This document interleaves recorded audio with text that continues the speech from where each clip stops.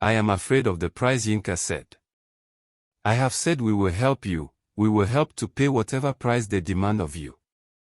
Tolu said this, knowing it won't be possible to help him pay the price, but just to persuade him. Yinka got relieved and fell asleep. In his sleep, Yinka had a dream that he was in the village and the mother took ill. He took her to the hospital. She was treated and scheduled for an emergency surgery. He had no money to deposit. He ran out of the hospital to go look for money. By the time he came back, the mother was no longer on the bed. He later saw himself in the mortuary crying and later at the graveside trying to put sand in the mother's grave. As he held a shovel with sand, he woke up by a knock at his door by Tolu. He made up his mind to pay any price with little convincing words from Tolu. Charles and Tolu had talked on phone, so Charles decided not to come around Tolu's place until the night of the meeting.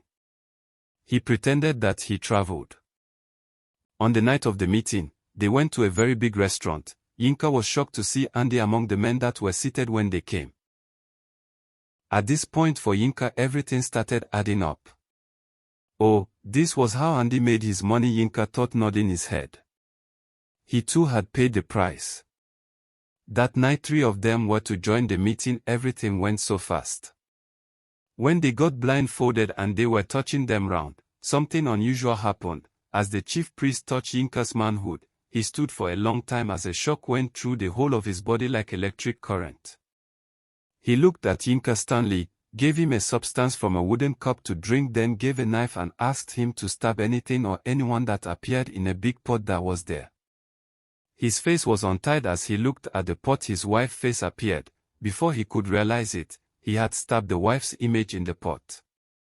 He cried. They gave him a stern warning not to say anything to anybody about it. To his amazement, Charles and Tolu that promised to help him did not say or do anything. He was sad because he knew the implication of what had transpired. The next day, the news of his wife's sudden death from sleep got to him. His friends gave him money to go for the burial and gave guidelines on what to do, and even sent 2 of their members to accompany him for close monitoring. After the burial of the wife, he got back to town and the money rain started. Few days turned to weeks and weeks to months. How time flies! It's now time to renew the oaths and covenants of wealth. They demanded for his daughter. Remember the rules, no discussion or arguments. The price was painful. He had no choice than to pay it. It's either he pays the price or something tragic and mysterious will happen. None of them knows or has experienced this mysterious thing, and no one wants to experience it. So, he agreed to the price and the beautiful daughter died mysteriously from sleep. Yinka's case, the source of his wealth, his arrogance, his lack of care for his immediate family, especially the lack of care to his dear mother, became a thing of concern to everyone in their community. Yinka was a man of the people, even when he didn't have so much money. Everyone in the family had a fair share of his wealth. Now, it looked like Yinka's conscience is sealed with a hot coal of fire. He does not respond to any call from family members. Even when his dear mother was very ill after the death of his daughter, he did not come home or send money for her treatment. To the amazement of everyone, immediately she died, he came and gave her a befitting burial. In few weeks he built an edifice where he laid his mother. The burial ceremony took a whole long week. On the concluding day, Tolu and Charles led other members of their club to the ceremony. Their reckless display of wealth was a sorry sight for all present. This made everyone in the community to conclude that there was something unexplainable about his wealth. Several years has passed. Is another time for covenant and vow renewal. For all of them, many blood-related relations have been sacrificed. Many a times they paid ritualists for alternatives. It never worked out. The sacrifices were rejected. Yinka, Tolu and Charles were now in deep problem. They are now faced with 2 options, either to mysteriously become very poor or provide a close blood relation. No close blood relations. The ones alive had also fortified themselves with any means available to them, since they saw what had happened to others. Yinka, Tolu and Charles were bent on seeking for solution elsewhere. They went from city to another city, from village to another village, from one different imam and native doctor to another. None of them had a solution. Finally, they were referred to a river goddess whom they learnt was very powerful. They traveled there and explained their frustration and predicament to the river goddess. She did her consultation and promised to proffer solution to their problems. She gave them an appointment of a particular market day to return back with the listed items at early hours of the morning before the sun set for sacrifice at the river. The items for the sacrifice were 1 white cow each, 1 white sheep each, 1 white cock each, 1 tortoise each, and a particular amount of money. The said market day came, they bought all the items and went to the goddess who led them to the river for the sacrifice and cleansing. The sacrifices were performed before the sun set in the river, but not without a price and instructions. They were to take the cows, use it to cook that same day, and the food should be taken to the beggars of Ogba community where the river they performed their sacrifices got its source from. Emphatically she told them that, no part of the meat nor the food must stay till the next day without consumption, no part of the raw meat should be left till the next day, and the food must be given to the beggars at Ogba community. Not any other beggars in another community. She then gave them a covered calabash each and told them to go with the calabash to Ogba community. They should give 2 of the beggars a particular amount of money and made them to put part of the money into the calabash. After that, they had to replace the pots that they were given when they were initiated years ago with the calabash. And that they should return the pots back to her, so she can trash them at the market square on the next market day. She warned them not to come to her shrine unless on that particular market day. She repeated the instructions severally and told them that the consequences would be grievous if they miss anything out of the instructions. They hurriedly left to meet up with the cooking arrangement and the final sacrifice of meeting the beggars before sunset. At the Ogba community, the beggars there were well organized. They had a very formidable organization with very active leadership. The people that involve themselves with rituals and giveaway always come to Ogba community for their ritual and activities because of the river and the beggars. So most time after sacrifices at the river they just meet the beggars who are seated in a well-organized arranged seats very close to the river. Unfortunately, in spite of these beggars' vulnerability, the local communities always come to disorganize and displace them, making unnecessary demands from them. Due to this, the beggars through their leadership organized themselves and went to lay complaint to their community leaders, the king of the land, and every leader of all the street that made up the community. They took all these actions and they didn't get their anticipated solutions. They decided to take another step, a grievous one at that. We have decided to take our grievances to another level since the people that matter in the society and have the power to help us are not willing to help us. Yes, we know that we are beggars, and because we are beggars does not make us less important in the community. As a matter of fact, their leader, a blind, tall and fat man, continued, we are more important than most of them in the society. You see these people, some of them cannot survive without us, and do you think they just give us what they want to give us? No, they give us because their lives depend on it. Rituals upon rituals, they are ritualists, we know them all. Do you think some of them just give us those gifts because they want to be generous? Another leader continued, no, they don't, they give us because their lives depend on it. We will have to tell them that we can do without their gifts. Yes, we can do without their items, it is them that cannot do without us. We want to stop collecting gift items from those ritualists. How are we going to survive? One sickly beggar asked. Yes, how are we going to survive? Many shouted in agreement with the last speaker.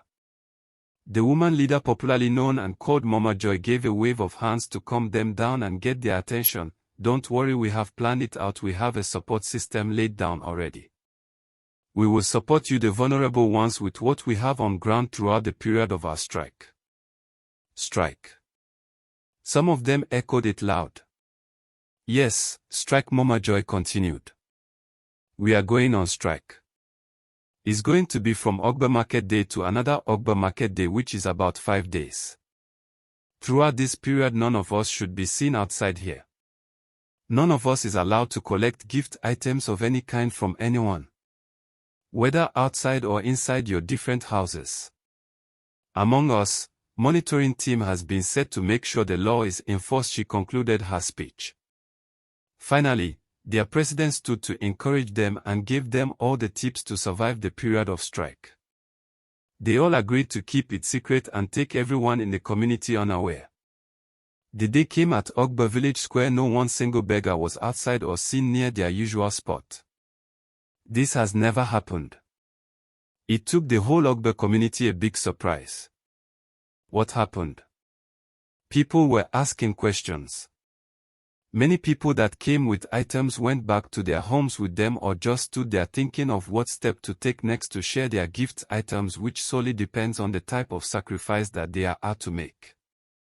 It was at this point Yinka, Tolu, and Charles came in with their gifts, a truck full of packed cooked food that must be distributed before sunset. The sun was getting ready to set. No beggar was seen anywhere.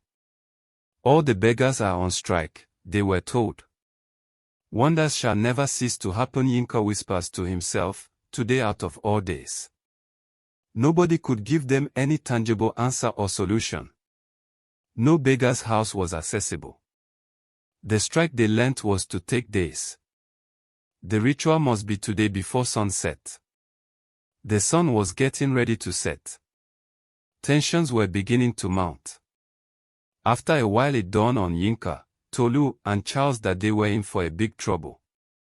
Yinka suggested they go see the leader of Ogba community. When they got there, they met other people that came for sacrifice that had also come to complain to the community leader about the beggars going on strike. The palace servants were sent to call the leader of the beggars. He sent a message back to the community leader that he is forbidden to come out of his house for the next 5 days. When Yinka, Tolu, and Charles heard this message from the beggars, they gave the community leaders money and begged them to lead them to meet with the beggars. To their greatest surprise, the beggars refused to come out to receive the gift items, warned them not to drop them, and pursued them out of their premises. Their leader came out to address everyone present. We are beggars and we are on strike. When we told you, we can do without you, you thought we were joking. Is it not clear now that you are the ones that cannot do without us? We are beggars, we are on strike. We will let you know when we call off our strike. The community leaders pleaded with them and promised to see to their case immediately. No matter what you say and promise to do, we will not call off our strike until next market day. The shadows are disappearing, a sign of sunset. The night had started to crawl in. They quickly decided to go back to the river goddess to seek for another solution. The river goddess had told them her rules: don't come back here without completing your rituals. If you do, everything will backfire. Make sure you exchange the pots you have at home with these calabashes before sunset, she warned. Another striking rule was these foods must leave their hands before sunset, and must not go back to the house. She also told them that she does not consult in the night. Gradually the night was falling and darkness was covering them. They drove home quickly, exchanged the calabash with the pots, ran to meet the goddess to give her the pots to destroy and throw them in the river. The goddess does not consult or do ritual at sunset. She instructed them to do it themselves after much plea. The food was taken to the market square and left there. Funny enough and strange to Yinka and his friends, nobody came to pick any of the items they dropped at the market square. Rather, people were throwing curses on them and calling them names. They were covered with shame. They knew that many things had gone wrong. They went to Yinka's place to stay. They were all afraid to go to their different homes, because they knew that the sacrifice had gone wrong. While they sat together in Yinka's sitting room, scared and afraid of what might happen next and trying to figure out the next line of actions they might take, suddenly they had strange unrecognized visitors appeared from nowhere.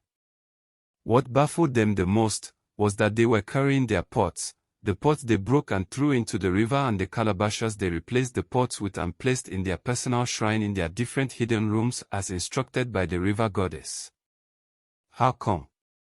They thought. You think is a joke. You went against the laws of the covenants, the fiercest among the strange visitors wearing black and red attire covering himself all through, who supposedly is their grandmaster, carrying a rod in his hands, spoke out with a harsh, rude and offensive voice sounding like many waters. You will pay dearly for it, he said. Today marks the end of all you have. In your very eyes you will see everything crashing down. Hearing this, Yinka, Tolu and Charles laid on the ground to beg their grandmaster. To their shock they opened their eyes to an empty room. The strange visitors had disappeared, they left the way they came. But on the floor were the broken pieces of the pots and calabashes they were holding in their hands. They sat there dumbfounded. Finally Charles spoke out, "Look, we can't remain in this state, let's do something." "Like what?" Tolu asked. "Let's call Andy," Charles responded. They came out to go to Andy's house. None of the vehicles in the house ignited. They sent for their motor engineers. When they arrived and checked the vehicles, they discovered that all the car's engines had gone bad and are all beyond repairs. They took a public transport and went to Andy's place. They met him in a meeting, waited outside the house because they were refused entry. Several hours later Andy came out to meet them and told them he had no solutions for them. Disappointed, they left together to Charles's house, still afraid to stay alone in their different houses, not too sure of what will happen next and the right action to take. But while Yinka, Tolu and Charles were in Andy's house waiting outside for him to finish his meeting, strange and unexplainable things were happening in their various houses. Different shadows and movements were heard and seen everywhere in the compounds, and the different sounds they were producing were really terrible and terrifying. All their employers were all in a state of confusion. They were hearing strange footsteps in every nook and cranny of the houses.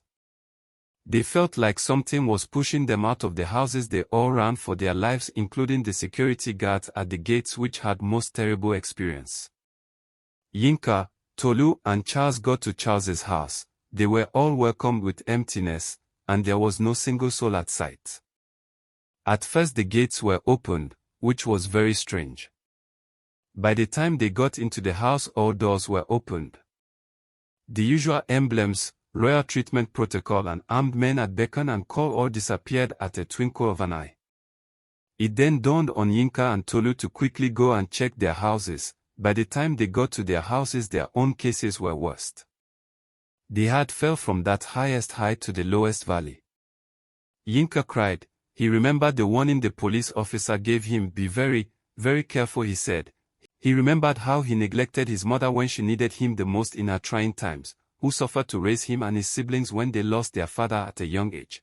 He remembered how his loving and most dedicated wife anyone could have prayed for and his beautiful adorable daughter lost their lives for this his cause of his wealth pursuit.